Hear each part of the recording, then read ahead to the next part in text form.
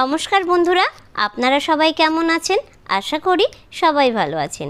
আজকে আমি নিরামিষ ঝিঙের তেলের রেসিপি এনেছি। একদম সহজে বানানো যায়, দারুণ খেতে হয়। নিরামিষের দিনে অনেক সময় আমরা ভাবি কি রান্না করব। তো এইভাবে যদি ঝিঙের তেল আপনারা বাড়িতে বানাতে পারেন তাহলে চোখ বন্ধ করে এক থালা ভাত কিন্তু খেয়ে নিতে পারবেন। যেমন টেস্টি হয়, করতেও বেশি সময় লাগে না, আর কোনো ঝামেলাও নেই। তো চলুন শুরু করে দেওয়া যাক আজকের রেসিপি। প্রথমে আমি কড়াইতে নিয়ে নেব সরিষার তেল। এটা অবশ্যই সরিষার তেলে করবেন, তাতে কিন্তু এই ঝিঙের তেল খেতে অনেক টেস্টি হয়। এরপরে তেল যখন গরম হয়ে যাবে এর মধ্যে 1 চিমটা মতো কালো জিরে ফোড়ন দিয়ে দেব। ফোড়ন থেকে হালকা গন্ধ ছাড়লে এর মধ্যে দিয়ে দেব কেটে রাখা ঝিঙে। আমি কিন্তু ঝিঙেটা ঠিক আলু ভাজা যেমন কাটে ঠিক সেইভাবেই কিন্তু কেটে নিয়েছি। এরপরে এর মধ্যে আমি দিয়ে দেব 3 থেকে 4টে কাঁচা লঙ্কা। কাঁচা লঙ্কাটা দিয়ে কিন্তু অবশ্যই রান্না করার চেষ্টা করবেন। এখানে শুকনো লঙ্কার ব্যবহার মোটেও করবেন না, তাহলে কিন্তু খেতে ভালো লাগবে না। তারপরে এখানে পরিমাণ মতো দিয়ে দেব লবণ দিয়ে একটু নাড়িয়ে চাড়িয়ে আমি অপেক্ষা করব ঝিঙেটা যতক্ষণ না পর্যন্ত সিদ্ধ হচ্ছে। খুব বেশি মশলা না লাগলেও এই ঝিঙের তেলের রেসিপিটা কিন্তু হয় দুর্দান্ত। বাড়িতে একবার অন্তত অবশ্যই ট্রাই করে দেখবেন, আর কেমন লাগলো অবশ্যই কিন্তু কমেন্ট করে জানাবেন। এরপরে আমি এর মধ্যে দিয়ে দেব অল্প পরিমাণে হলুদের পরিমাণটা কিন্তু খুব বেশি দিলে চলবে না, আর খুব অল্প দিলেও কিন্তু হবে না, একটু দেখে নিতে হবে।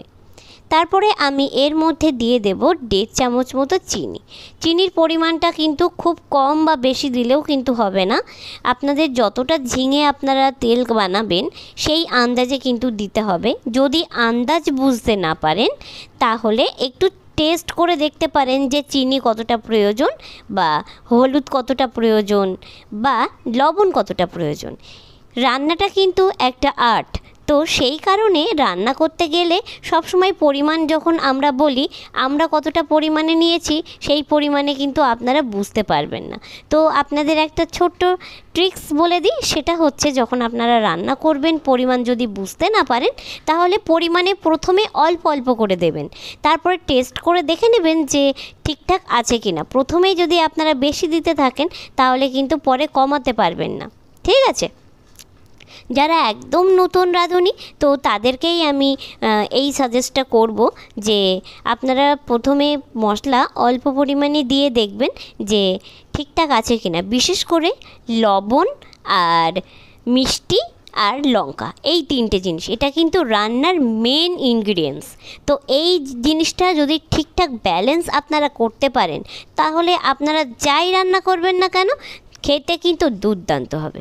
যাই হোক, হ্যাঁ, আরেকটা কথা বলা হয়নি, ঝিঙের তেল কিন্তু একদম শেষের পথে। তো একদম লাস্টের দিকে আমি দিয়ে দেব কাঁচা সরিষার তেল। এই সরিষার তেলটা কিন্তু অবশ্যই দিতে হবে। আপনারা যখন দেখেছেনই রান্না করতে করতে কিন্তু আমি সরিষার তেলটা দিয়েছি, কারণ সরিষার তেলের একটা আলাদা গন্ধ আছে, এই ঝিঙের তেলটা কিন্তু আলাদা একটা মাত্রা এনে দেয়। তো আজকের রেসিপি এই পর্যন্ত। আশা করি আপনাদের ভালো লেগেছে। যদি আপনারা আমার চ্যানেলে নতুন বন্ধু হয়ে থাকেন তাহলে অনুরোধ জানাই চ্যানেলটাকে সাবস্ক্রাইব করে পাশে থাকা বেল আইকনটা প্রেস করে দেবেন। ভালো থাকবেন, সুস্থ থাকবেন, আবারও দেখা হবে নতুন একটা ভিডিও নিয়ে।